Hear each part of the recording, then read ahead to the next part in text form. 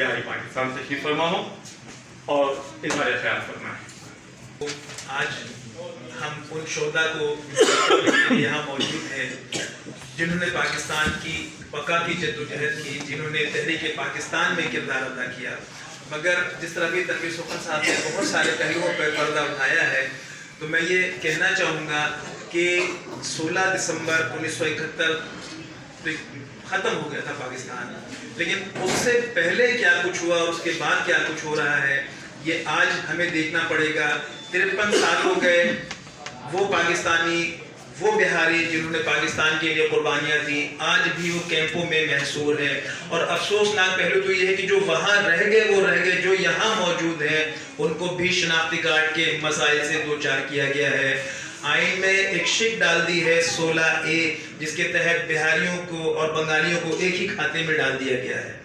ये अफसोसनाक पहलू है, कानूनी पहलू है। हमारे यहाँ एक दोस्त बैठे हैं इमरान बिहारी, इनके तवस्सुस से हमारे आगा सैयद रफ़ीउल्लाह साहब ने बहुत कोशिशें की हैं बिहारियों के शनाख्ती कार्ड के हवाले से, जिन मसाइल से तकरीबन यहाँ पाकिस्तान में रहने वाले 7 लाख से ज़ायद जो लोग हैं वो शनाख्ती कार्ड के मसाइल से दो चार हैं। तो इस मसले को हल होना चाहिए। जिन बिहारियों ने पाकिस्तान के लिए कुर्बानियाँ दी हैं, हुकूमत पाकिस्तान को चाहिए कि उनका रिवॉर्ड उन्हें दे, महसूरीन को बांग्लादेश के कैंपों से वापस लाए, चूँकि उनका इस वतन पर सबसे ज़्यादा हक है।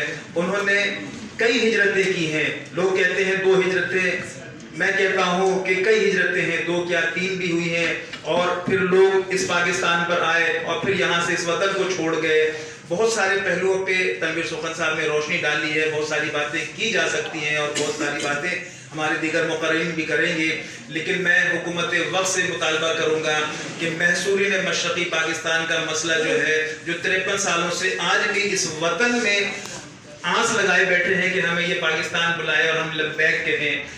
मैं यहाँ ये कहना चाहूँगा कि मौजूदा जो वज़ीर आज़म साहब हैं, इनके जो बड़े भाई थे, उनके दौर में कुछ बिहारी जो है मियाँ चुन्नू में आबाद किए गए ग़ुलाम हैदर वाइन साहब के ज़माने में, लेकिन उसके बाद से ये सिलसिला रुक गया है और ये रुका हुआ जो सिलसिला है इसको जारी होना चाहिए। और यहाँ जो शनाख्ती कार्ड के मसाइल हैं उन मसाइल को हल होना चाहिए, जिसकी जद्दोजहद तहरीक हुकूक़ बिहारी पाकिस्तान कर रही है। और मुझे खुशी है कि ये मामला असम्बली के फ्लोर पे मौजूद है और हम हुकूमत वक्त से इस प्लेटफॉर्म के ज़रिए भी और दीगर प्लेटफॉर्म के ज़रिए भी उम्मीद करते हैं, जद्दोजहद कर रहे हैं कि हमारे शनाख्ती कार्ड के मसाइल को हल होना चाहिए।